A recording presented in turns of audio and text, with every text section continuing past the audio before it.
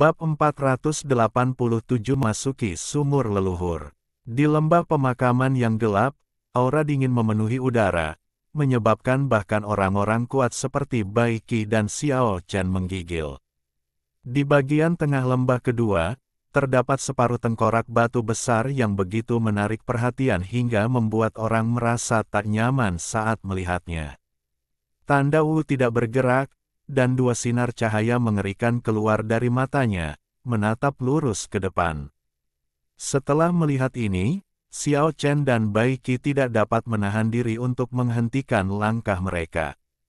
Pada saat ini, mereka hanya berjarak 10 kaki dari tengkorak batu dan dapat melihat semuanya.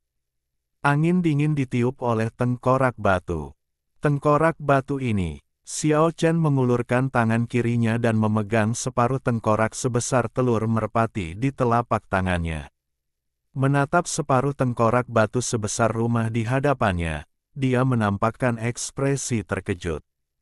Keduanya sangat mirip. Jika separuh tengkorak yang besar di bagian depan mengecil, akan tampak ukurannya sama dengan separuh tengkorak yang kecil di telapak tangan.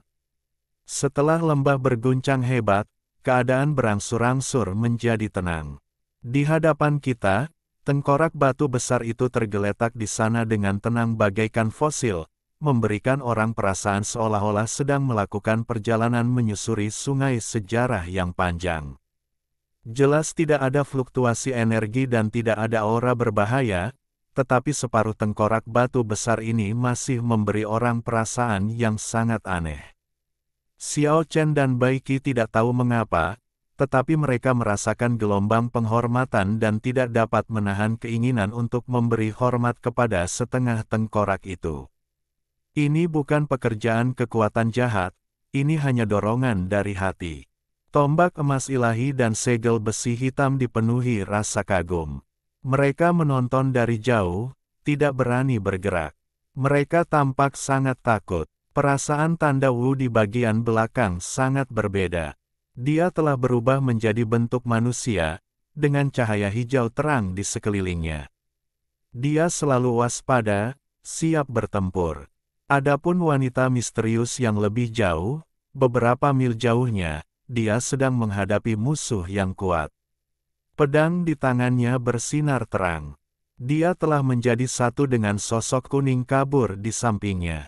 Dia memegang pedang di tangan rampingnya dan melangkah maju selangkah demi selangkah. Setiap langkah yang diambilnya meninggalkan jejak yang jelas dan ramping di tanah, seolah-olah dia sedang menahan kekuatan yang tak terbayangkan.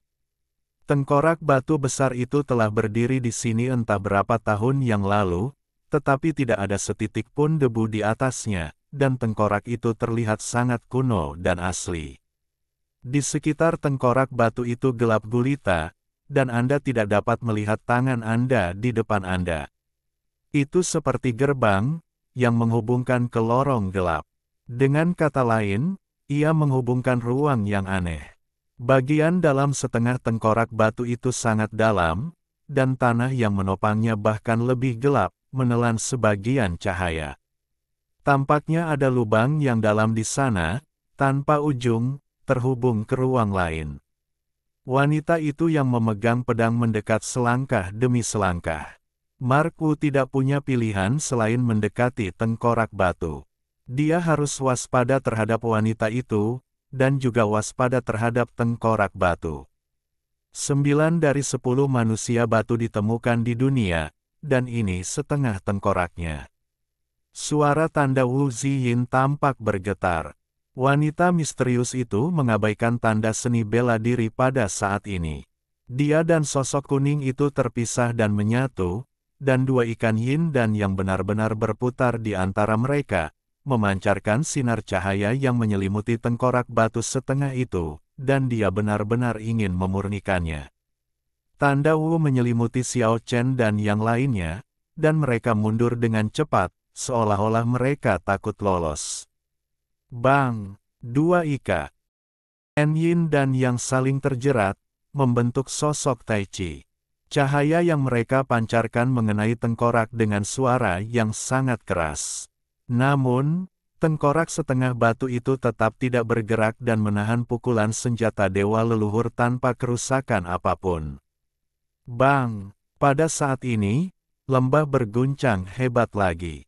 Wanita misterius dan tanda seni bela diri itu semuanya sangat gugup karena mereka menemukan bahwa sumber gempa adalah tengkorak batu, atau lebih tepatnya, lubang gelap yang dalam di bawah tengkorak batu. Pada saat yang sama, Xiao Chen merasakan tengkorak batu setengah di telapak tangannya berdetak, seolah-olah ada kehidupan di dalamnya. Baru ketika keadaan sekitar menjadi tenang, setengah tengkorak di telapak tangan itu kembali diam. Swiss, sebuah lampu menyala, dan bagua kuningan pun muncul. Meskipun dibentuk oleh pikiran-pikiran membunuh, ia tidak dapat dibedakan dari entitas fisik. 8 simbol kuno di atasnya bersinar dengan fluktuasi energi yang sangat kuat. Boom! Bumi bergetar hebat, dan unicorn hitam besar serta Tyrannosaurus berkepala 3 dan berekor 9 menyerbu satu demi satu. Kedua raksasa ini seperti gunung kecil, memberi orang rasa penindasan yang kuat. Tombak perang panjang membelah langit, dan seorang pria jangkung yang memegang tombak perang kekacauan melangkah mendekat dan muncul di tempat kejadian. Jelas saja mereka melihat wanita misterius itu masuk ke tengah lembah dengan selamat, maka mereka pun tak ragu lagi dan mengikutinya. Manusia batu. Itu sebenarnya manusia batu. Manusia batu itu terbagi menjadi 9 bagian dan tersebar di seluruh dunia. Di masa lalu, Yachao, Suiren, dan Fuxi masing-masing menyimpan dan mengumpulkannya. Tidak ada orang luar yang tahu rahasia apa yang tersembunyi di dalamnya. Lelaki yang memegang tombak kekacauan, dengan aura pembunuh di tangannya, melesat lurus ke angkasa, bagaikan dewa iblis tiada taraf yang tengah bangkit. Bagua kuningan juga mengeluarkan suara yang memekakkan telinga dan berkata, pada saat itu, aku tidak memiliki jiwa yang benar-benar mandiri. Aku mengingat banyak hal-hal sepele, tetapi aku hanya memiliki kesan samar-samar tentang banyak peristiwa besar, dan aku tidak mengetahui rahasianya sama sekali. Pada saat yang sama, si unicorn hitam besar dan si Tyrannosaurus ajaib semuanya menatap wanita misterius itu bersama-sama. Mereka tidak mengatakan apa-apa, tetapi ekspresi mereka jelas, seolah-olah mereka sedang bertanya padanya. Lagi pula, dia memiliki latar belakang terhebat di bidangnya, jadi tidak berlebihan jika dia dijuluki dewa leluhur. Itulah daging, tulang, darah dan lumpur para dewa leluhur generasi terdahulu, yang mana merupakan satu era peradaban lebih dahulu dari semua dewa leluhur yang ada. Manusia batu misterius ini sudah ada di era peradaban terakhir, dan terbagi menjadi 9 bagian pada saat itu. Ketika semua orang mendengar dia mengatakan rahasia ini, baik orang-orang maupun para prajurit sihir yang hadir sangat terkejut. Asal-usul manusia batu ini tampaknya sangat penting dan sangat lama berselang. Aku adalah lumpur darah yang berubah dari dewa leluhur yang jatuh dari generasi sebelumnya. Kesadaran spiritualku telah lama menghilang, dan yang kumiliki hanyalah ingatan samar ini. Suara wanita misterius itu menyenangkan dan tenang, tanpa gejolak emosi apapun. Selama proses ini, pedang di tangannya selalu menunjuk ke arah separuh tengkorak batu besar, seolah-olah dia sedang menghadapi musuh yang sangat kuat. Namun, kurasa seseorang mengetahui rahasia manusia batu kuno. Begitu wanita misterius itu mengatakan ini, beberapa jiwa prajurit dewa leluhur yang kuat yang hadir semuanya melihat tanda seni bela diri itu. Tubuh Bagua perunggu sebanding dengan dewa leluhur, dan niat membunuhnya sangat mengerikan. Wanita misterius itu bahkan lebih seperti dewa leluhur, dan tekanan yang dipancarkannya tidak terbayangkan. Adapun lelaki yang memegang tombak perang kekacauan, dan dua makhluk besar, Kilin Hitam dan Tyrannosaurus, mereka semua memiliki kekuatan tingkat ke-9 dari alam setengah leluhur, yang menyebabkan rasa penindasan yang hebat bagi Wu Xin dan Xiao Chen serta yang lainnya. Jangan menatapku, jangan bilang aku tidak tahu apa-apa. Bahkan jika aku tahu, aku tidak akan memberitahumu kecuali kamu memberiku beberapa keuntungan. Tanda seni bela diri terus mundur. Katakan yang sebenarnya, dasar penipu. Atau kami akan memotong-motongmu dan membakarmu seperti sampah. Suara beras gosip terdengar dingin dan dia tidak bercanda. Segel bela diri itu geram dan berkata, dasar tukang gosip, kau bahkan ingat sejarahku yang mulia, bagaimana mungkin kau tidak tahu hal sebesar itu? Meskipun aku tidak tahu, kau pasti tahu rahasia manusia batu itu. Karena, kau tukang gosip yang hidup, tidak ada rahasia yang bisa disembunyikan darimu. Jangan coba-coba menebar perselisihan, dasar penipu. Aku tidak punya kesadaran yang mandiri saat itu. Bagaimana mungkin aku tahu rahasia yang bahkan tidak bisa diungkapkan oleh dewa leluhur? Hanya hal-hal buruk yang kau lakukan, seorang pecundang, yang bisa kutemukan. Biarkan kamu bergosip. Segel bela diri mengutuk, kau jelas memiliki sedikit kesadaran saat itu, dan kau suka mengorek privasi orang lain. Bagaimana mungkin kau tidak mengetahui rahasia manusia batu? Jangan gunakan sejarahku yang mulia sebagai alasan. Ceritakan padaku rahasia manusia batu. Kemuliaan bagimu, penipu. Gosip perunggu juga mengutuk, takut bahwa ia akan menjadi sasaran kecurigaan, dan berkata, hal-hal buruk milikmu itu juga dianggap sebagai sejarah yang mulia. Pada saat itu, kaulah satu-satunya yang melahirkan jiwamu sendiri. Hanya kau yang bisa mengetahui rahasia para dewa leluhur.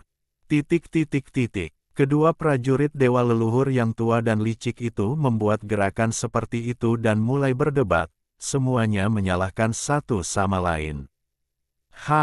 Wanita yang memegang pedang itu mendengus dingin, dan segera mengguncang jiwa semua dewa leluhur dan prajurit yang hadir seperti guntur.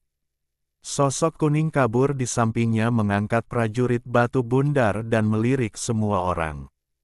Kemudian, tatapannya jatuh pada tubuh Wu Xin dan berkata, tidak masalah jika kamu tidak memberitahuku. Kalau begitu, tolong jelajahi gua yang dalam ini untukku. Wow! Serangkaian suara dengungan datang dari gua dalam di bawah tengkorak batu. Aku masih punya kesan bahwa separuh tengkorak batu itu tampaknya berada di sebelah sumur leluhur. Di sini, gua dalam ini seharusnya adalah sumur leluhur yang legendaris.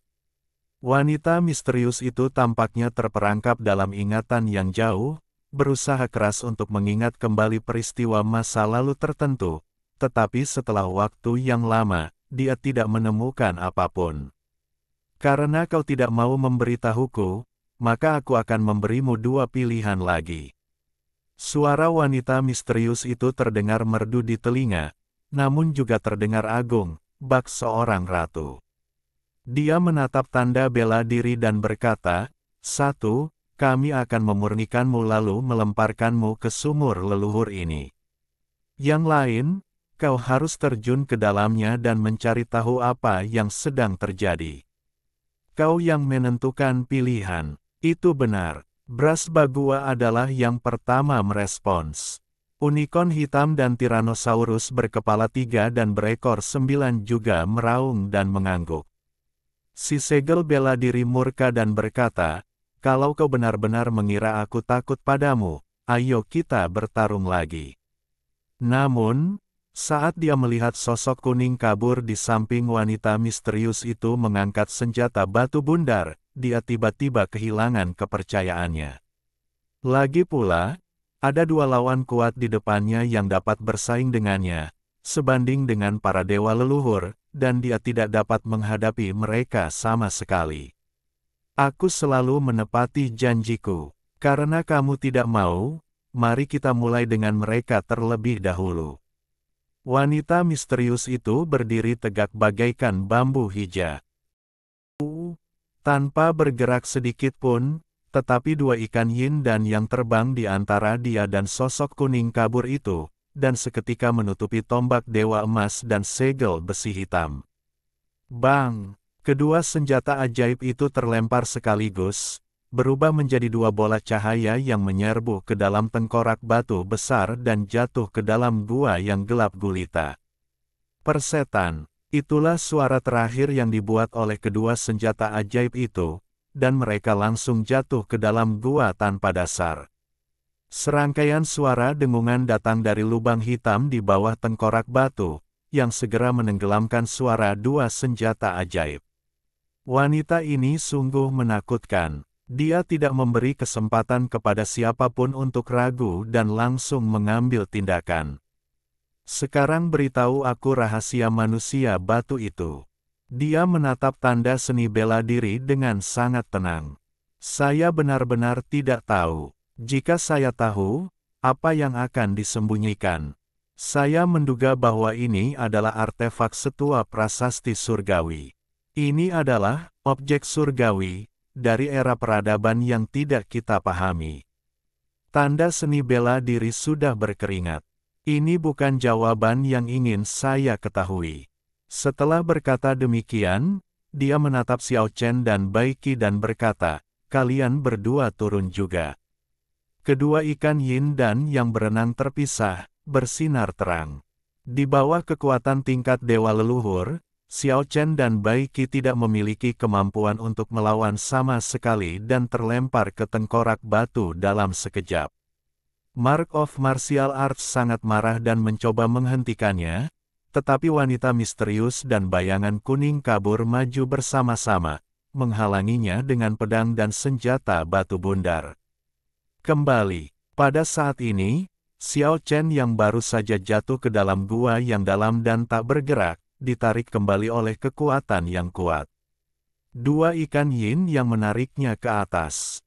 Aku belum mengambil pedangmu. Jika kau jatuh seperti ini, akan merepotkan jika kau kehilangan pedangmu, kata wanita yang memegang pedang.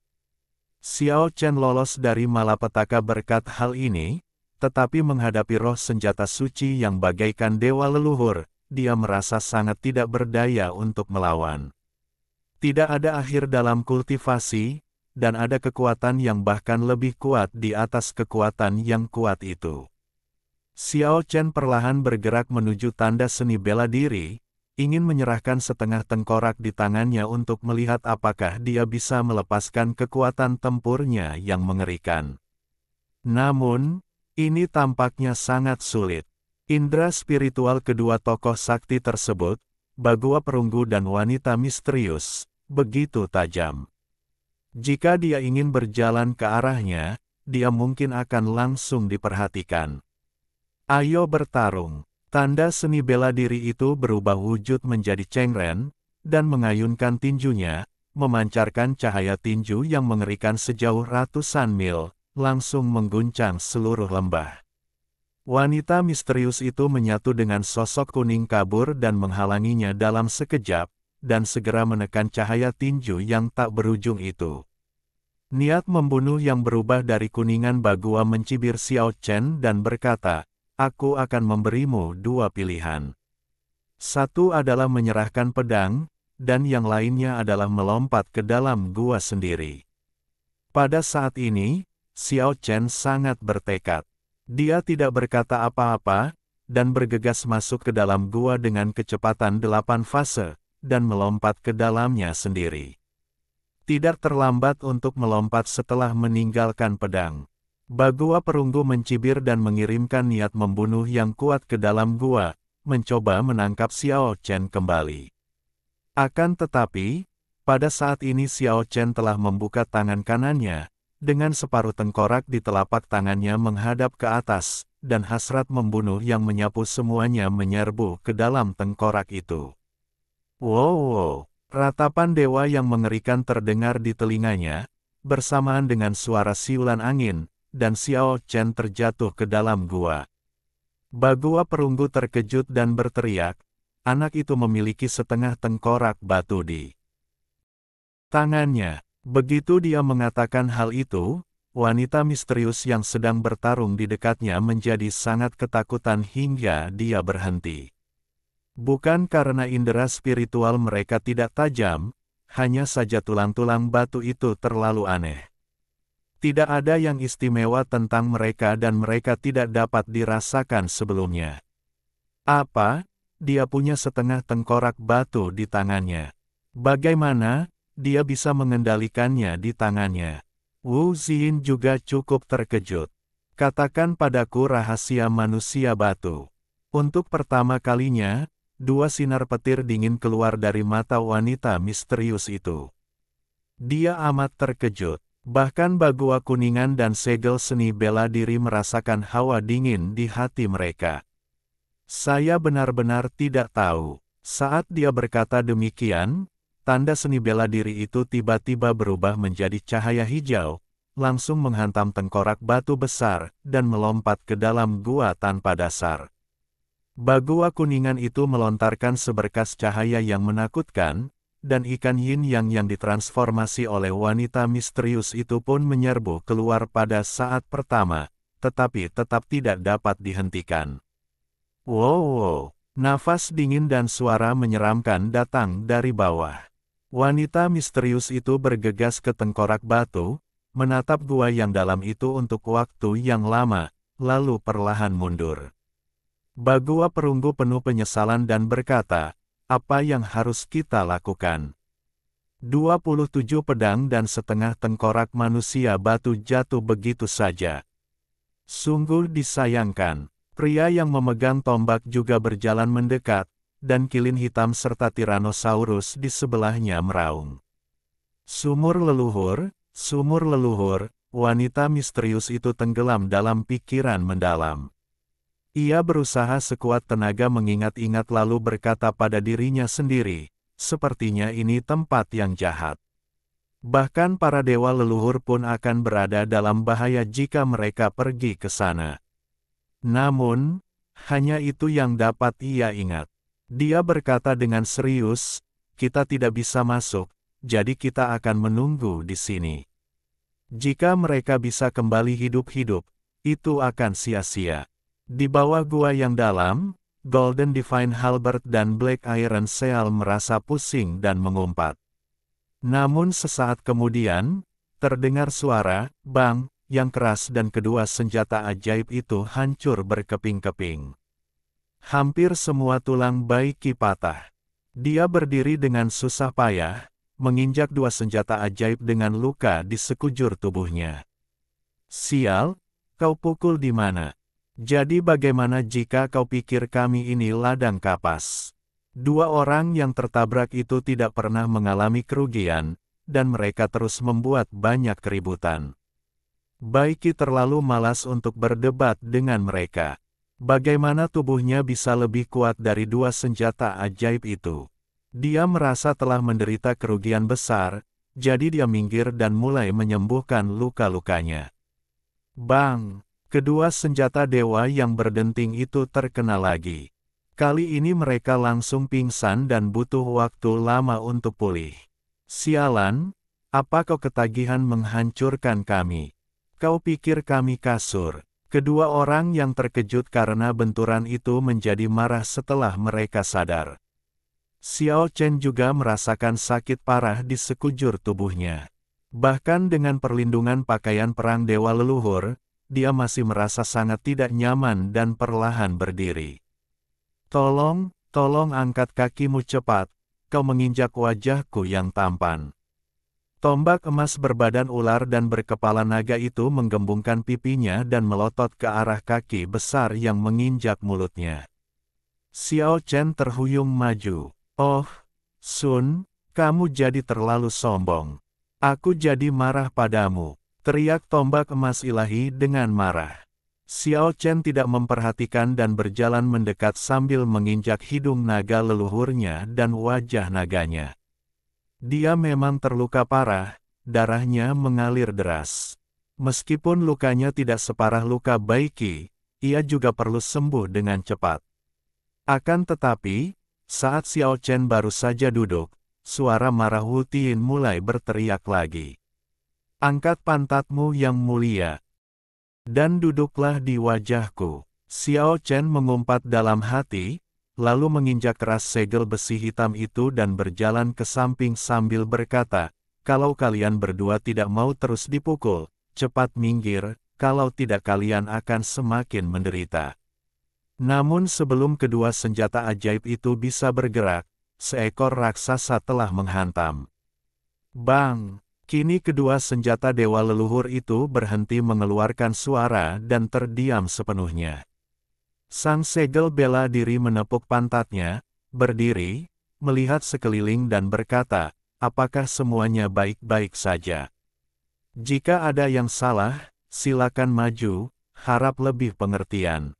Tombak emas ilahi dan segel besi hitam bergetar lemah di bawah kakinya. Meskipun di dalam gua sangat gelap, Anda masih dapat melihat pemandangan sekitarnya dengan jelas.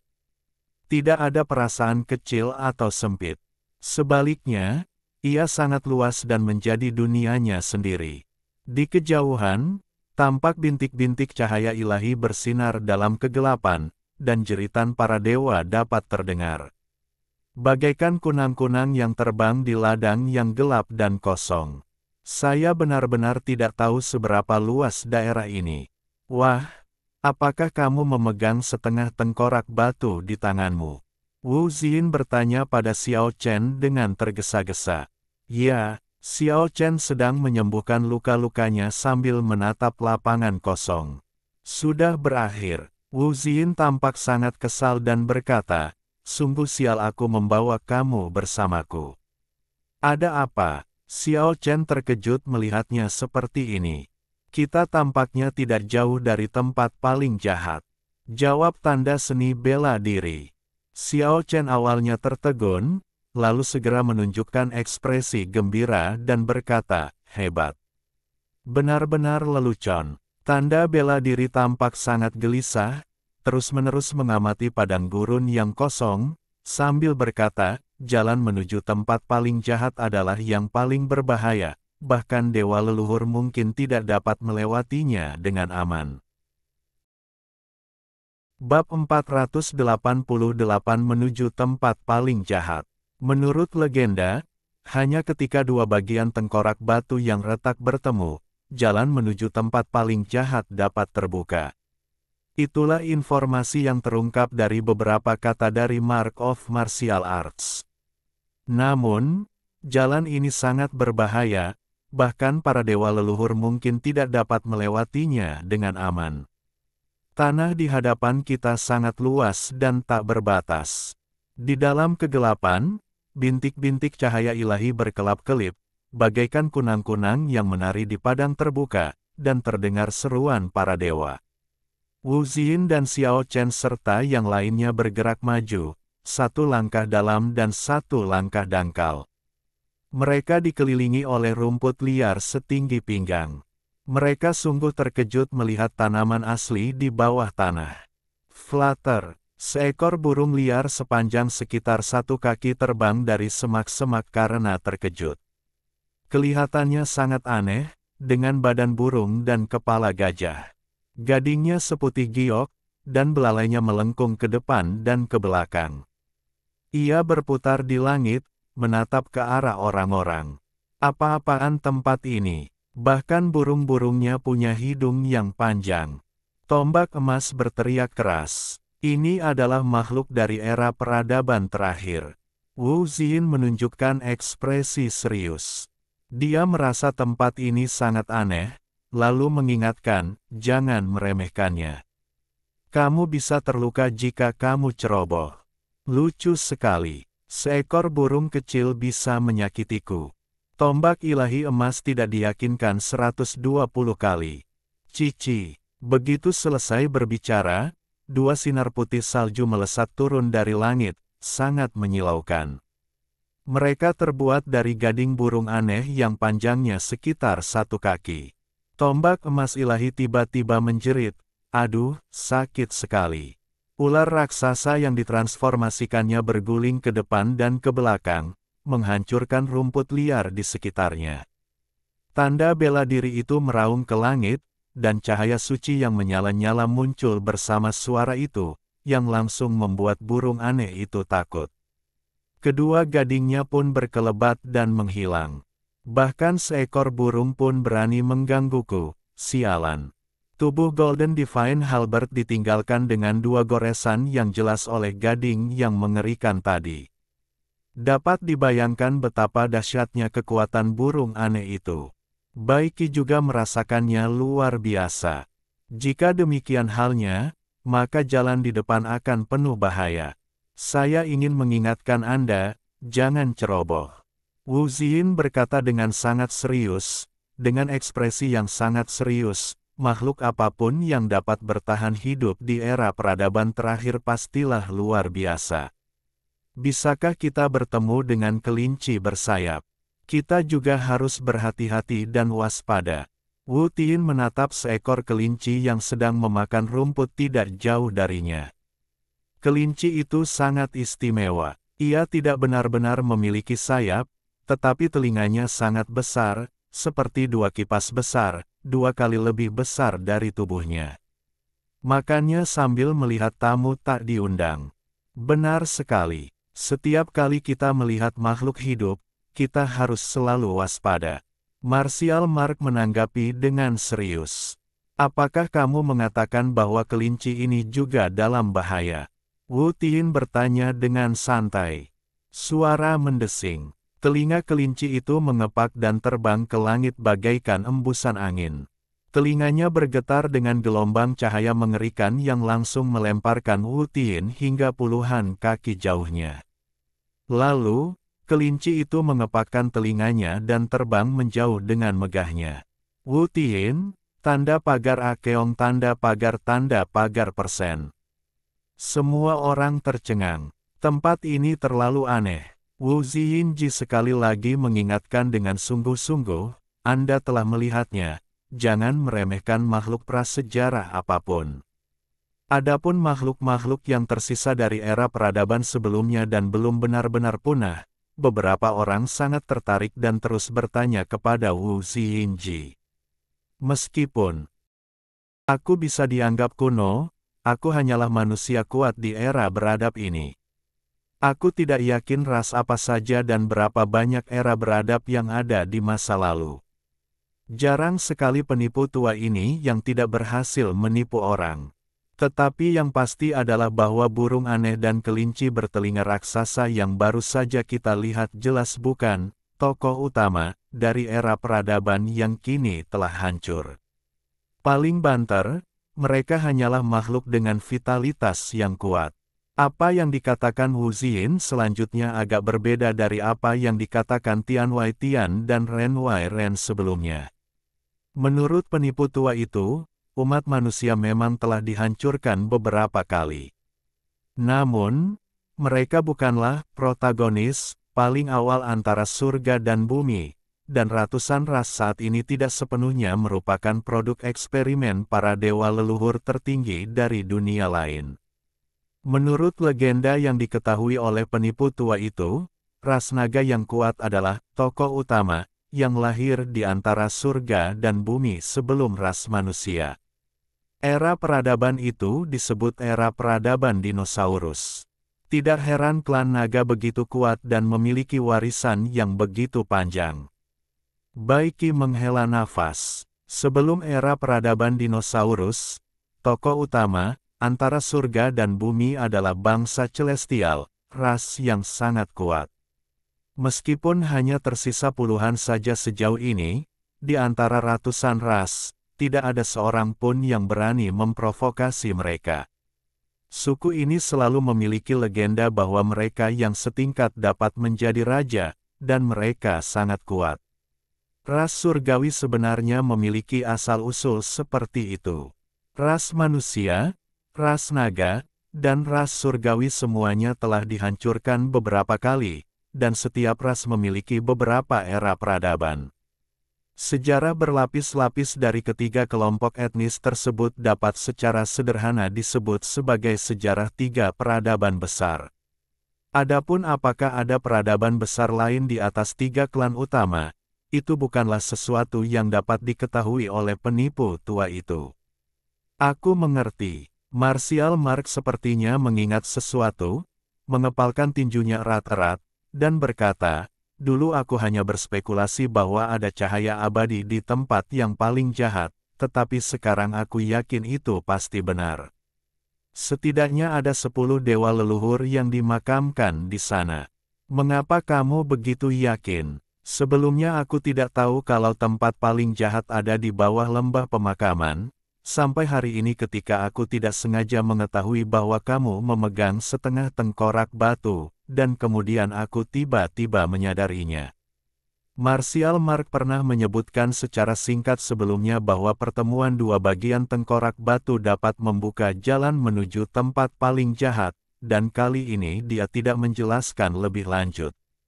Lembah pemakaman prajurit berada di atas, tempat senjata-senjata suci leluhur dari generasi-generasi lampau dikuburkan. Tempat yang paling jahat berada di bawah. Menurut akal sehat, para dewa leluhur dikuburkan di sana secara alami, dan pasti ada cahaya abadi di sana. Segel seni bela diri bersumpah. Itu, pada saat ini, dua sinar cahaya yang menakutkan keluar dari mata Wu Ziyin. Seorang ksatria yang tampak seperti hantu muncul tanpa suara di depan padang rumput. Dia dan kuda yang ditungganginya semuanya hitam, tanpa fluktuasi energi apapun. Dia muncul entah dari mana, bagaikan hantu. Para ksatria gugur dari suku surgawi. Segel seni bela diri memperlihatkan ekspresi serius. Kami baru saja membicarakan tentang 3 ras beradab utama, tapi kini seorang ksatria ras surgawi yang telah mati tiba-tiba muncul. Segalanya tampaknya sangat buruk. Hembusan angin bertiup, membawa serta bau kematian yang kuat. Sang Death Knight diam-diam mengangkat tombak di tangannya. Dengan suara ledakan yang keras, kabut abu-abu yang mengerikan muncul di belakangnya, menyerbu ke arahnya seperti air pasang. Tidak bagus. Tanda seni bela diri itu menjerit, membungkus Xiao Chen dan yang lainnya, berubah menjadi cahaya hijau terang, dan terbang ke kedalaman pada rumput. Gemuruh. Di belakang mereka, terdengar seperti ribuan kuda berlari kencang atau lautan yang mengamuk, menimbulkan suara yang memekakkan telinga. Sang ksatria kematian memegang tombak dan menunggangi kuda perang hitam, berlari di depan. Di belakangnya ada kabut abu-abu, menyapu ke arah tanda seni bela diri dan yang lainnya. Setelah kematian dewa leluhur, kesadaran spiritualnya benar-benar menghilang, dan kabut hitam terbentuk karena runtuhnya kekuatan jiwanya. Xiao Chen terlalu akrab dengan kabut kelabu ini. Dia terjebak di sana bersama Tian Weitian dan Ying Qiong selama lebih dari 150 tahun. Ledakan, tanda seni bela diri itu mengayunkan tinjunya, mengirimkan puluhan cahaya tinju yang mengerikan sepanjang lebih dari 100 mil, lalu meningkatkan kecepatannya hingga batasnya. Setelah 3 jam pengejaran, mereka akhirnya berhasil menyingkirkan kabut kelabu dan Death Knight. Itu pasti tanda seni bela diri, kalau tidak, dia akan ditelan kabut hitam dewa leluhur seperti yang terjadi pada Xiao Chen terakhir kali. Ini memang jalan yang mengerikan menuju ke tempat yang paling jahat. Kita sudah melihat bahaya seperti itu sejak awal. Mungkin kita semua akan musnah di jalan ini. Wajah Wu Ziyin tampak sangat tidak senang. Meskipun dia dapat mengatasi kabut gelap dewa leluhur, sulit mengatakan apa yang akan dia hadapi selanjutnya. Ia melanjutkan, kami benar-benar melihat Death Knight dari klan surgawi. Itu pasti kabut hitam yang terbentuk oleh kekuatan jiwa dewa leluhur ras itu setelah kehancurannya. Petik 2. Mengapa kita tidak mundur sekarang? Wu Tiyin menyarankan, saya ingin mundur, tetapi pintu keluar dijaga oleh wanita misterius dan Bagua perunggu. Kembali berarti mencari kematian. Lebih baik terus maju dan mencoba peruntungan. Pada titik ini, Wu Ziyinji tiba-tiba tertawa dan berkata, saya pikir Bagua tua itu sedang merasa sangat tidak nyaman saat ini. Lembah kedua jelas tidak sesederhana itu. Karena Kabut Yin, dewa leluhur klan surgawi, muncul di sini, mungkin senjata dewa leluhur klan surgawi juga terkubur di lembah kedua. Tebakan Wu Ziyinji benar. Pada saat ini, pertempuran sengit terjadi di lembah kedua. Wanita misterius itu menyatu dengan sosok kuning kabur dan bertempur dalam pertempuran sengit dengan senjata tak tertandingi yang baru saja bangkit. Bahkan bayangan yang terbentuk dari niat membunuh Bagua perunggu pun berhasil dipukul mundur. Lembah kedua berguncang hebat, dan aura pembunuh dari senjata dewa mengguncang langit dan bumi. Di jalan menuju tempat yang paling jahat, Martial Seal mendesah, sungguh bakat yang luar biasa, ada bakat yang luar biasa di antara para senior. Siapa bilang jumlah dewa leluhur tidak boleh lebih dari 10? Bahkan jika mereka tewas dalam pertempuran, mayat dan kekuatan jiwa mereka dapat digunakan dengan sangat wajar, yang benar-benar merupakan berkah bagi semua usia. Tetapi, dapatkah seseorang mengintegrasikan kekuatan ini? Xiao Chen mengerutkan kening dan berkata, saya khawatir mereka telah menciptakan kekuatan dahsyat lain dari udara tipis. Itu benar, senjata jahat kelas dunia dan dewa leluhur Yin Wu tidak lagi sesuci dulu. Martial Seal mendesah. 3 hari kemudian, Xiao Chen dan teman-temannya berjalan keluar dari padang rumput yang tak terbatas dan menemukan reruntuhan di depan mereka. Itu adalah reruntuhan kota besar setelah hancur. Tidak seorang pun tahu sudah berapa tahun keberadaannya. Wu Ziyinji mengerutkan kening saat melihatnya. Xiao Chen mengambil sepotong puing hitam. Benda itu terasa berat di tangannya dan terbuat dari logam yang tidak diketahui. Hal ini sangat mengejutkannya. Setelah pengamatan yang cermat, ia menemukan bahwa puing-puing dan kasau yang rusak di reruntuhan itu semuanya tidak dapat dihancurkan dan merupakan bahan yang sangat langka untuk memurnikan senjata. Baiki tergerak dan berkata, ini adalah material kelas atas. Jika semua material di reruntuhan seperti ini dimurnikan, itu akan cukup untuk menciptakan senjata suci yang mengerikan. Bahkan Mark of Martial Arts pun terkejut dan berkata, sungguh mewah. Menggunakan material ilahi yang sangat bagus untuk membangun sebuah kota layak disambar petir. Namun, kota ini akhirnya berubah menjadi reruntuhan. Saya khawatir kota ini setidaknya telah diserang oleh seorang master tingkat 9 semi-leluhur. Menjumpai relik misterius seperti itu, Xiao Chen dan yang lainnya tentu tidak akan melepaskannya begitu saja dan mulai menggali, berharap menemukan beberapa artefak yang berguna. Bang! Tombak emas suci dan segel besi hitam itu bergerak sangat cepat, memancarkan cahaya yang menyilaukan, menyapu tembok-tembok dan reruntuhan yang rusak. Gunungan puing beterbangan di mana-mana, membersihkan area tengah dari reruntuhan dalam sekejap. Hei! Sepertinya ada sesuatu yang aneh di bawah tanah, seperti kekuatan penyegel. Tanah di daerah itu ditutupi dengan lempengan batu hitam yang tidak dapat digoyahkan oleh kedua lelaki itu, seolah-olah ada kekuatan suci yang menyegelnya. Ini bukanlah bangunan milik Celestial, dan bahkan lebih kecil kemungkinannya jika ini adalah bangunan milik naga. Kemungkinan besar ini adalah sisa-sisa kota kuno ras kita. Mark of Martial Arts melangkah mendekat dan berkata, minggir, biar aku lihat. Jiwa prajurit dan tubuhnya sekarang menjadi satu, dan kekuatan tempurnya tak tertandingi. Dia menghentakkan kakinya pelan, lalu tanah batu hitam itu pun memancarkan cahaya yang menyilaukan. Kalian semua cepat mundur, sepertinya ada sesuatu yang aneh di sini. Tanda seni bela diri mulai menguat, kakinya melangkah maju, seolah-olah jutaan gunung berguncang, dan kekuatannya sekuat lautan. Boom! Cahaya suci melesat ke langit, dan tanah batu hitam pun retak seluruhnya. Tidak bagus, Lari. Tanda seni bela diri itu tiba-tiba berteriak, melilit beberapa orang, berubah menjadi cahaya hijau dan melesat menuju langit. Garis emas yang panjangnya lebih dari 10 mil melesat keluar dari reruntuhan dan menyeruak naik dari tanah. Meskipun sangat bagus, itu sangatlah menyilaukan. Garis emas itu 10.000 kali lebih menakutkan daripada guntur di langit. Cahaya tinju yang diledakkan kembali oleh tanda seni bela diri itu dengan mudah terbelah menjadi dua bagian olehnya. Begitu kuatnya hingga bisa menghancurkan apa saja.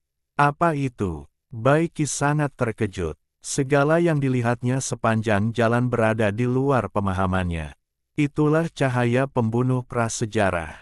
Apa itu cahaya pembunuh? Tanya tombak emas ilahi. Kau tidak akan mengerti sekalipun aku memberitahumu. Tanda seni bela diri itu terbang dengan kecepatan yang amat cepat. Semakin dekat, Xiao Chen memperingatkan dengan keras. Tepat di belakang mereka, garis emas itu sudah sepanjang 100 mil dan membentang, hendak memotong cahaya hijau yang dibentuk oleh tanda seni bela diri. Ayo bertarung. Tanda seni bela diri menerobos kehampaan dan menyerbu ke dalam terowongan ruang angkasa. Golden Divine Halberd melolong, bukankah kau bilang kita tidak bisa menghancurkan ruang dalam perjalanan menuju tempat yang paling jahat? Melakukan hal itu kemungkinan besar akan membawa kita ke dalam ruang dan waktu yang kacau, dan kita tidak akan pernah bisa menemukan jalan keluar. Tidak ada jalan keluar. Kita hanya bisa mengambil risiko ini. Kata-kata dari tanda seni bela diri itu mencemaskan. Merupakan berkah tersembunyi bahwa cahaya pembunuh prasejarah di belakangnya tidak menyinarinya. Tetapi mereka benar-benar bergegas ke saluran ruang waktu yang kacau, di mana waktu dan ruang sangat tidak konsisten, dan mereka tersesat. Seorang wanita cantik, teriak Wu Tian. Di masa dan ruang yang kacau ini, sungguh mengejutkan saat tiba-tiba menemukan seorang wanita cantik dan menawan. Di hadapan kami berdiri seorang wanita cantik jelita berpakaian serba putih bagaikan salju, lengan bajunya berkibar tertiup angin. Dia secepat meteor dan terbang miring ke arah ujung di depan. King Ching, Xiao Chen berteriak kaget saat itu.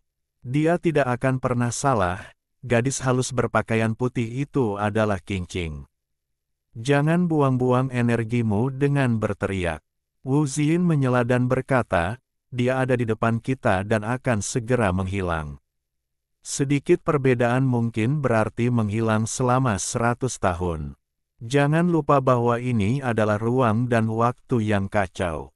Pada saat ini, bayangan lain muncul di depan, dan tiga kerangka seputih salju mengambil langkah anggun dan mengikuti bayangan gadis berpakaian putih itu. Raja Qin Guang, Raja Yama, Raja Samsara. Mata Xiao Chen berbinar-binar saat dia memandang ke depan, berharap dia bisa segera bergegas. Siapakah Raja Yama dan Raja Samsara? Mereka adalah tiga murid Suiren. Dua lampu biru melesat keluar dari mata Wu Xin, dan dia berkata, ternyata mereka bertiga. Bab 489 Binatang Putih Salju Kedua. Dalam ruang dan waktu yang kacau, segalanya tidak selaras. Melihat ketiga Raja Samsara mengejar King King dari kejauhan, Xiao Chen tidak berdaya. Apa yang dikatakan Wu Xin benar. Jarak yang tampak seperti beberapa mil sebenarnya bisa saja terpisah lebih dari 100 tahun. Dapat dikatakan begitu dekat namun begitu jauh. Tidak seorang pun tahu berapa lama mereka mengambang di ruang dan waktu yang kacau ini. Xiao Chen dan teman-temannya tidak dapat menemukan jalan keluar dan mereka tersesat di sini. Lingkungan sekitarnya tidak kosong, dan Anda akan sering menjumpai gunung dan pulau terapung. Kadang-kadang, akan ada aura pembunuh yang mengerikan menyapu. Tempat ini tidak damai, melainkan ruang dan waktu yang kacau dan penuh bahaya. Cici, pada saat ini, cahaya pedang yang mengerikan menghancurkan ruang yang kacau dan menyapu, membuat orang merasa seperti kiamat terjadi dalam sekejap. Kekuatan yang mendominasi dunia membuat jiwa Xiao Chen dan yang lainnya gemetar. Kekuatan ilahi semacam itu bahkan mengubah warna tanda seni bela diri. Dapat mengguncang kekuatan dewa leluhur. Penipu tua itu gesit pada saat ini. Dia membungkus Xiao Chen dan yang lainnya dan bergegas maju, nyaris menghindari cahaya pedang yang menyilaukan itu. Dewa leluhur. Ada dewa leluhur di ruang dan waktu yang kacau ini. Dia melancarkan serangan terhadap kita. Ini, baik Golden Divine Halberd maupun Black Iron Seal sangat gelisah dan menunjukkan rasa takut. Jangan terlalu banyak berpikir. Kekuatan yang baru saja ditransmisikan adalah kekuatan yang menghancurkan ruang dan waktu yang kacau. Tanda seni bela diri itu menjadi tenang dan berkata, itu adalah sejenis kekuatan suci yang melintasi ruang dan waktu. Mungkin itu dipancarkan ratusan atau bahkan puluhan ribu tahun yang lalu. Kita tidak akan bertemu dengannya. Orang-orang setingkat ini seharusnya sudah lama pergi.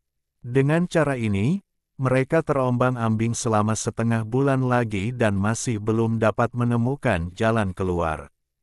Tentu saja, ini hanya perasaan mereka sendiri. Sulit untuk mengatakan apakah itu setengah bulan, beberapa hari atau beberapa tahun. Dalam ruang dan waktu yang kacau ini, kecepatan berlalunya waktu tidak dapat diukur dengan akal sehat.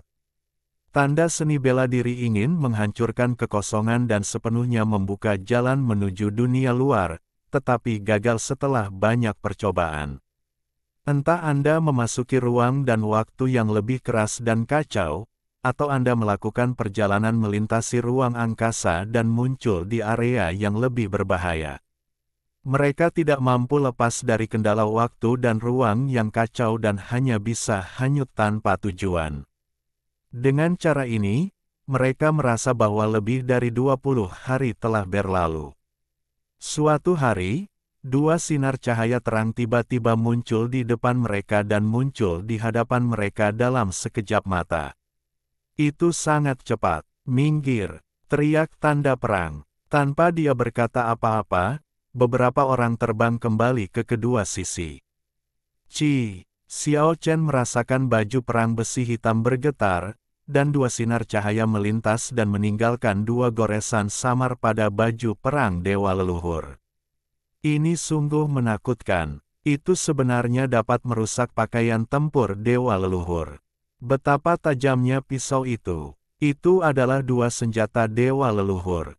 Tanda seni bela diri menyelimuti beberapa orang dan berubah menjadi cahaya hijau dan mengejar mereka. Waktu dan ruang yang kacau, tempat yang aneh. Bahkan Baiki yang pendiam pun bergumam seperti ini. Kedua senjata dewa leluhur itu datang dari angkasa dan muncul pada garis yang sama dengan lintasan pergerakannya. Namun sayang, setelah pengejaran berhari-hari, kedua senjata dewa leluhur itu melayang di angkasa dan lenyap begitu saja. Pulau Peri, ada Pulau Peri di depan. Tombak emas ilahi berteriak, meskipun kami melihat banyak gunung dan pulau sebelumnya, semuanya gersang dan tidak ada apa-apa di atasnya. Namun Pulau Peri di depan kita sangat berbeda. Penuh dengan kehijauan dan vitalitas. Bahkan samar-samar kita dapat mendengar suara monyet dan harimau. Beberapa orang bergegas mendekat. Pulau itu dipenuhi bunga-bunga dan tumbuh-tumbuhan yang subur. Seekor kelinci bertelinga raksasa terbang mendekat, kemudian dua burung aneh berkepala gajah dan berbadan burung terbang berputar-putar di atasnya. Xiao Chen dan kawan-kawan tidak asing lagi dengan makhluk prasejarah ini, karena mereka pernah menjumpainya belum lama ini. Boom! Sebuah gunung di kejauhan terbalik dan seluruh pulau berguncang. Ternyata itu adalah ular super raksasa. Ini adalah Pulau Peri prasejarah yang jatuh ke dalam ruang dan waktu yang kacau, melestarikan banyak makhluk tak dikenal. Wu Xin mengingatkan, jangan memprovokasi mereka. Saya tidak yakin mereka akan secara aktif menyerang kita. Beberapa orang mencari pulau itu dengan hati-hati dan menemukan banyak makhluk aneh. Akhirnya, mereka melihat sebuah batu biru besar dengan kata-kata terukir di atasnya di puncak gunung tertinggi. Tulisannya unik sekali, bengkok dan seperti tulisan tangan anak kecil yang baru belajar menulis. Dapat dikatakan hampir sebanding dengan binatang kecil kekeh. Gaya keduanya sangat mirip. Saat ia melihat ukiran batu itu, Wu Ziyinji langsung memikirkan peruntungannya saat itu juga. Jarang sekali seorang penipu tua membenci seseorang sedemikian rupa. Tanpa berpikir panjang, ia tahu bahwa itu adalah kaligrafi lain yang ditinggalkan oleh orang yang mengukir kata-kata di tubuhnya. XX sudah ada di sini. Jika kau ingin melarikan diri dari kekacauan ruang dan waktu, kau harus memuja prasastiku dengan khusyuk selama 3 hari, dan jalan menuju dunia luar akan terbuka dengan sendirinya. Wu Ziyin membaca sambil menggertakkan giginya. Xiao Chen dan yang lainnya sangat terkejut. Tulisan tangan orang dewasa ini sungguh tidak terpuji, tetapi kekuatannya terlalu luar biasa. Tuan ini suatu kali muncul di lembah prajurit yang terkubur dan meninggalkan kata-kata di tubuh penipu tua itu. Tidak ada tengkorak batu sama sekali di tangannya, tetapi dia tetap berhasil membuka jalan menuju tempat paling jahat. Seseorang tidak dapat tidak mengagumi kemampuannya yang luar biasa. Terlebih lagi, melihat kata-kata yang ditinggalkannya, dia tampak sangat santai, seolah-olah dia sama sekali tidak menanggapi semua ini dengan serius. Seolah-olah dia sedang bertamasya dengan penuh minat sambil berjalan sempoyongan menuju tempat paling jahat, sama sekali mengabaikan bahaya yang dapat mengancam dewa leluhur. Dia benar-benar tidak normal. Kau mengukir kata-kata di tubuhku dan kemudian datang ke sini untuk bertingkah seperti hantu. Aku sangat marah. Tanda seni bela diri hendak menamparkan batu biru besar itu di tempat, tetapi dengan cepat dihentikan oleh tombak ilahi emas dan segel besi hitam. Tuan, harap tenang dulu. Kami lebih baik percaya daripada tidak. Kalau tidak, kami akan terjebak di sini selamanya dan akan terlambat untuk menyesalinya. Wu Ziyinji mencoba peruntungannya. Mendengar hal itu, dia melotot ke arah mereka dan berkata, "Apa, Tuan? Panggil saja dia Tuan, tapi lupakan 2 kata pertama." "Baik, baik Tuan. Kalau begitu mari kita sembah prasasti itu." Wu Ziyinji menggertakkan giginya, membaca kata-kata di belakang, dan berkata, "Saya hanya menerima persembahan dari para kultivator tingkat dewa leluhur. Yang lain tidak perlu membuang-buang energi mereka. Terlalu menyimpang." Dia meminta para dewa leluhur untuk bersujud kepadanya. Apakah Tuan ini benar-benar sombong atau terlalu keterlaluan? Melarikan diri adalah hal yang nyata. Anda, Tuan, si penipu, bisa mengucapkan selamat tinggal. Xiao Chen menyarankan kepada Wu Ziyin sambil tersenyum palsu. Kau mau dipukuli, nak? Wu Ziyin memiliki wajah gelap dan ekspresi yang sangat tidak bersahab. Golden Divine Halberd dan Black Iron Seal juga menasihati, dia adalah seorang master senior. Tidak akan menjadi kerugian bagimu untuk tunduk padanya. Petik 2. Kalian berdua diam saja. Kalian boleh tunduk jika kalian mau. Aku sama sekali tidak akan melakukannya. Sang segel seni bela diri memasang ekspresi masam di wajahnya, dan dia berharap dapat menghancurkan batu biru itu hingga berkeping-keping hanya dengan 1 tamparan. Kami bukan dewa leluhur. Tuan itu tidak akan menerima dupa kami. Hanya kau yang bisa. Aku tanda pagar Akeong tanda pagar persen. Martial Seal sangat marah hingga dia mengutuk, jelas sekali bajingan itu mempermainkan kita. Meskipun dia sangat kuat, dia telah pergi selama bertahun-tahun. Tidak mungkin baginya untuk membuka saluran waktu dan ruang untuk kita lagi. Tak jauh dari situ, Seekor rubah putih yang tampak tidak seperti manusia tengah memperhatikan dengan rasa ingin tahu. Segel besi hitam berubah menjadi cahaya hitam dan dengan cepat jatuh. Hehe, tangkap rubah roh dan suruh dia menyembahmu selama 3 hari, lalu cobalah. Kita akan mencobanya. Hei, dia benar-benar punya 9 ekor, dia benar-benar spesies alien. Wu Tian baru saja selesai mengatakan ini ketika dia tiba-tiba jatuh langsung ke tanah. Makhluk prasejarah yang kuat, rubah iblis ekor 9, mengeluarkan gas yang dapat melumpuhkan jiwa. Kata tanda seni bela diri, dan seberkas cahaya cinta melesat keluar, dengan cepat melumpuhkan rubah iblis itu. Pada saat yang sama, Wu Tian tiba-tiba menyerbu. Bagaimanapun, dia memiliki naluri keilahian yang kuat setingkat semi-leluhur. Meskipun dia diserang sesaat, dia pulih dengan cepat. Sialan, ini keterlaluan, bahkan rubah pun bisa sejahat itu. Ini dia, biarkan dia memujamu selama 3 hari. Makhluk prasejarah yang malang, rubah berekor 9, ditangkap dan dipaksa bersujud di sini. Jelaslah bahwa ini adalah rubah yang sangat cerdas. Setelah menyadari bahwa itu adalah masalah hidup dan mati, ia bekerja sama dengan sangat baik. Beberapa orang tidak menganggapnya serius pada awalnya, mereka hanya berpikir Wu Tian sedang melampiaskan amarahnya. Tanpa diduga, 3 hari kemudian, batu biru besar itu tiba-tiba bersinar dengan cahaya ilahi, dan beberapa kata bengkok muncul di atasnya.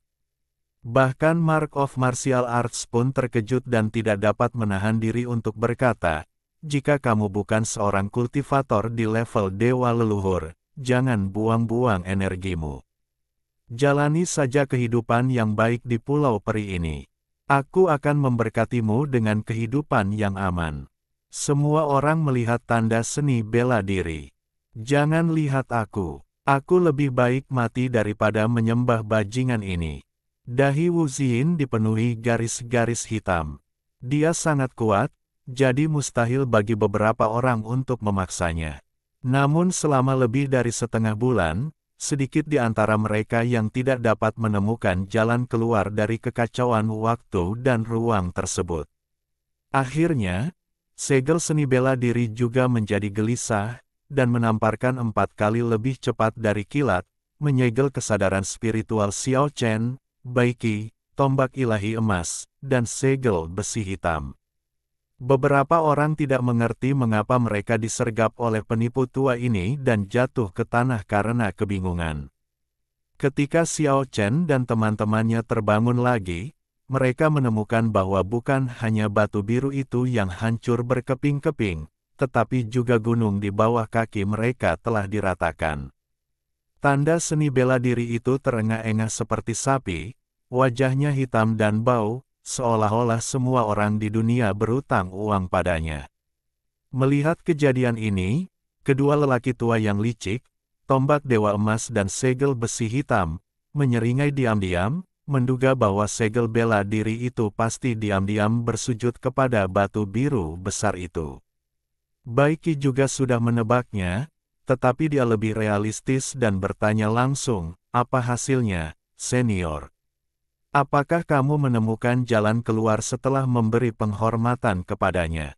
Wu Ziyin seakan-akan ekornya diin.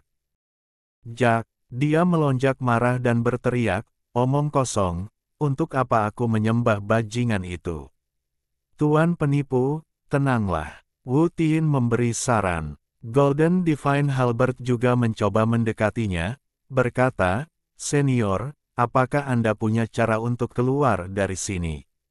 Tidak, Mark of Martial Arts tampak sangat marah, dan berkata sambil menggertakkan gigi, pembohong itu. Pada titik ini dia tiba-tiba tersadar, menyadari bahwa dia telah membocorkan rahasia, dan langsung diam. Hanya sedikit orang yang mengetahui rinciannya dan tidak berani bertanya. Selama setengah bulan berikutnya, tanda Wu Ziyin terus menggertakkan giginya, dan suara berderak bisa terdengar setiap hari. Xiao Chen dan Bai Qi terdiam. Orang dewasa yang meninggalkan prasasti itu terlalu keterlaluan. Berani sekali dia mempermainkan dewa leluhur. Setelah bertahun-tahun, dia membuat tanda seni bela diri yang terlihat seperti ini. Itu benar-benar keterlaluan. Tak usah dijelaskan, ini adalah orang yang pasti akan membuat para dewa leluhur pusing. Beberapa hari kemudian, Xiao Chen dan teman-temannya meninggalkan tempat ini dan terus hanyut dalam ruang dan waktu yang kacau. Bajingan, aku tidak sanggup menghadapimu, tapi aku pasti akan memberi pelajaran pada putra kesayanganmu. Lebih dari 20 hari telah berlalu, tetapi tanda bela diri masih penuh dengan kebencian. Dia menggertakkan giginya beberapa kali setiap hari dan berkata, "Aku mengutukmu 100 kali, 100 kali." Sambil mengucapkan kata-kata itu, dia tidak lupa melotot tajam ke arah Xiao Chen, yang membuat Xiao Chen merasakan bulu kuduknya merinding. Sebagai tanggapan, Xiao Chen cepat-cepat berbalik, berpura-pura tidak melihatnya, meninggalkannya dengan bagian belakang kepalanya. Penipu senior, bagaimana orang dewasa itu bisa mempermainkanmu? Tidak diketahui apakah Bai Qi benar-benar bertindak terlalu jauh atau sengaja memprovokasi tanda seni bela diri. Diam, itu bukan urusanmu. Wu Ziyingji sekarang tidak menyukai semua orang. Dia hampir mematahkan Golden Divine Halberd dan Black Iron Seal yang telah mendorongnya untuk menyembah prasasti itu beberapa kali. Kedua orang itu mengalami masa-masa sulit akhir-akhir ini dan menjadi sangat penurut. Mereka tidak berani mengatakan apa-apa lagi. Golden Divine Halberd dan Black Iron Seal, yang telah ditekan selama lebih dari sebulan, akhirnya menemukan kesempatan untuk meraung keras pada hari ini. Lihat, ada sosok manusia di sebelah kita. Tidak, sepertinya itu adalah sosok binatang. Dalam saluran ruang waktu yang sejajar dengan tanda seni bela diri, bola cahaya putih salju dan lembut bergerak maju secara perlahan. Setelah Xiao Chen melihat dengan saksama dengan mata surgawinya, dia tiba-tiba berteriak, "Keke!" Pada saat ini, dia benar-benar merasa sulit untuk mengerti, bagaimana binatang kecil itu bisa sampai di sini. "Keke!" Xiao Chen memanggil makhluk kecil itu dengan keras. Lalu dia sadar kembali. Dalam saluran ruang waktu, kesalahan kecil dapat menyebabkan kesalahan besar. Sekalipun dia berteriak, pihak lain tidak akan bisa mengetahuinya. Tetapi, dia merasa sedikit tidak percaya. Mengapa si binatang kecil datang ke sini? Bagaimana cara masuknya? Bola cahaya putih itu semakin dekat dan dekat lagi, dan akhirnya bergerak berdampingan dengan mereka, sehingga mereka dapat melihat dengan jelas binatang kecil seputih salju itu. Namun, Xiao Chen tertegun. Binatang kecil seputih salju di depannya sungguh terlalu keren. Meskipun panjangnya hanya 1 kaki seperti keke, seluruh tubuhnya seputih giok dan tampak penuh energi spiritual. Namun, ini benar-benar berbeda dari gaya keke yang menawan. Hewan kecil seputih salju di depan Anda mengenakan sepasang kacamata kristal hitam. Konon, cermin kristal berwarna tinta ini telah digali dari banyak peninggalan prasejarah. Konon nama aslinya adalah kacamata hitam. Hewan kecil seputih salju ini meletakkan tangannya di belakang punggungnya. Kepalanya terangkat tinggi, mengenakan kacamata hitam kristal, dan memegang sebatang jerami di mulutnya. Penampilan ini, hanyalah binatang kecil yang keren. Selain itu, rambut putih panjang dan berkilau di kepalanya disisir dengan gaya sisir belakang yang besar. Apakah ini keke? Xiao Chen terus bergumam pada dirinya sendiri, perilaku ini sama sekali tidak mencerminkan dirinya. Xiao Shu jelas bukan tipe orang seperti ini. Ketika Xiao Chen bertanya-tanya, tanda seni bela diri di sebelahnya benar-benar meledak. Tanda pagar Akeong, tanda pagar Akeong. Martial Mark sangat marah hingga seluruh tubuhnya gemetar. Dia menunjuk binatang kecil seputih salju itu dan mengumpat dengan marah, "Jika itu benar-benar kau, dasar bajingan. Tunggu saja, aku tidak akan pernah membiarkanmu pergi." Meskipun dia tahu bahwa ini mungkin jejak yang tertinggal ribuan tahun lalu, dan kebetulan ditransmisikan di sini, di ruang dan waktu yang kacau ini, Martial Mark masih merasa sulit untuk mengendalikan emosinya. Dia begitu marah hingga dia berdiri dan mengumpat, seluruh tubuhnya gemetar. "Bajingan, kau memakan semua saripati spiritual yang dikumpulkan oleh beberapa dewa leluhur. Beberapa saripati spiritual itu milikku, tetapi aku tidak layak mendapatkannya. Kau bahkan mengukir kata-kata di tubuhku. Dasar pembohong, aku membencimu, aku mengutukmu." Tanda seni bela diri hampir tak terkendali, terus-menerus mengumpat. Hidup ini begitu sepi seperti salju. Sungguh menyedihkan menjadi tak terkalahkan di surga dan bumi. Aku bahkan tidak punya siapapun untuk menghibur diriku. Aduh, binatang kecil seputih salju yang dingin itu dengan kedua tangan di belakang punggungnya, kepala terangkat ke langit, mengenakan kacamata hitam dan memegang sedotan di mulutnya mendesah seperti ini. Akhirnya, dia menghela nafas dan berkata, "Sepertinya aku perlu pergi ke dunia lain atau surga prasejarah untuk berkeliaran."